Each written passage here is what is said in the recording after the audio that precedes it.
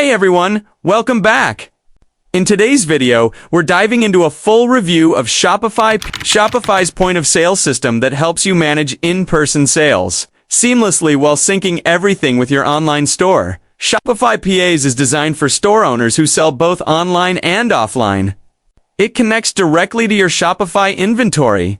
So whether someone buys from your website or from your physical shop, your stock levels always stay up to date in real time. Once you log into Shopify POS, you'll notice how clean and simple the interface is. You can easily browse products, apply discounts, and process different types of payments, including cards, cash, and even gift cards.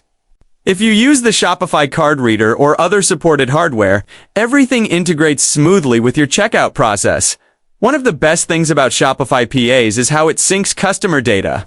Every purchase gets linked to customer profiles, helping you track buying habits, loyalty, and purchase history. You can even email digital receipts or offer in-store pickup options.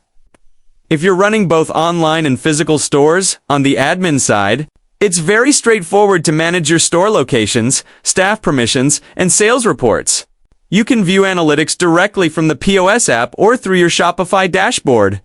Giving you a full picture of how your business is performing now, let's talk about pricing. Shopify POS comes in two main versions, POS Lite, which is included in all Shopify plans, and POS Pro, which adds advanced retail features like staff roles, smart inventory management, and detailed reports.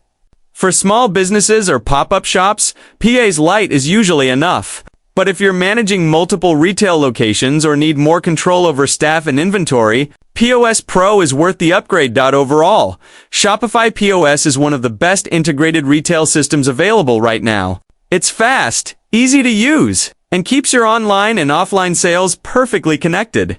That's it for this review of Shopify POS. If you found this video helpful, don't forget to like, subscribe, and check out my other tutorials on how to optimize your Shopify store and tools. Thanks for watching, and I'll see you in the next video.